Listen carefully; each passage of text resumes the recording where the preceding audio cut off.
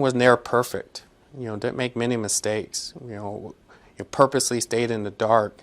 And for law enforcement and the community to come together and make this arrest is just phenomenal. So this is who police believe is the serial killer who killed 5 people in Stockton and then 1 person in Oakland. Stockton police said over the weekend, in the middle of the night, Wesley Brownlee was on a mission to kill with this gun that you see right here. That is until they stopped him.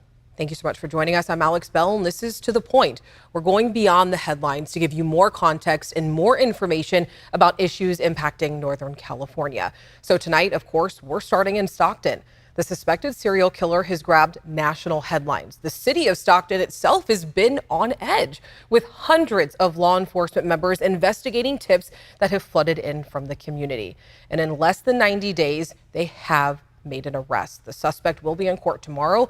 We'll learn more about the charges that prosecutors will bring.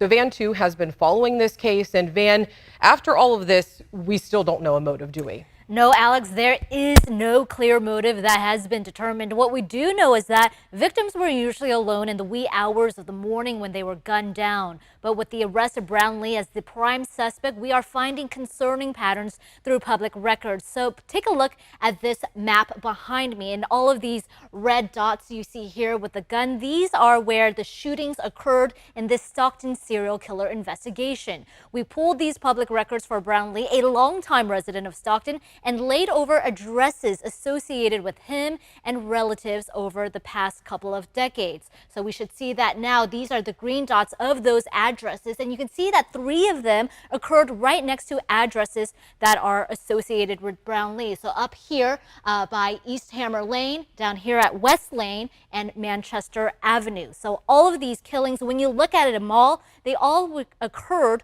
within 2 miles of these addresses. We went here to the Meridian Point apartment complex, which is listed as a relative's address. It's where Jonathan Hernandez Rodriguez was shot and killed in the parking lot. His neighbor says he's still in shock because he saw Brownlee a few times coming out of the apartment next to his. Didn't really interact with him very much. Just seen him walking past when I was outside. Didn't say anything to me, really, just walked by and head nod sort of deal and just kept, going. And over at the Pacific Point Apartments, also listed as a relative's address, is where this security camera captured a person of interest in the police investigation. It is just across the street from where victim Juan Cruz was gunned down on Manchester Avenue in September. So, Van, you've been in the community. Are people asking, are these coincidences or is this the right guy? Yeah, it has been a common question that I've been hearing. They're asking, did police get the right guy? Do they think so? As this case now goes through the justice system. And so far, police say the killings are interconnected by ballistics and that their investigators had been tailing Brownlee, who had exhibited a pattern of being on an active hunt for a victim when they arrested him. All right, Van, thank you. And we are hearing one-on-one from the Stockton police chief and the San Joaquin County District Attorney about this arrest. The district attorney says that there will be more charges announced tomorrow, and she explains why officials are being so tight-lipped. At least for now they are. So she shares if they feel that they have the right guy in custody. As a prosecutor, I'm ethically bound not to try the case in the public forum. I'm to try it in the courtroom because everybody that's watching your show is one of my potential jurors. And if I'm contaminating them, the court can move the case to another jurisdiction, which is a huge expense for my county, or it can my office could get in trouble for trying a case in public. So when you see a lot of these people being bombastic or highly inflammatory, it's unprofessional and it's unethical. I'm very confident, based on the totality of the circumstances and the evidence that's been presented to me at this time, we have the right person in custody. So I don't bring people into custody and charge them with cases unless I believe beyond a reasonable doubt that they committed the crime. And that's true on every case. Trust. We trusted in the skills that we have to do a good investigation. And that led us to knock on every door, to leave no stone unturned. So we trusted in the tools and resources we have that we've known and proven. We used upon the best evidence practices to make sure that we were using every investigative tool. And we trusted the community, and the community trusted us.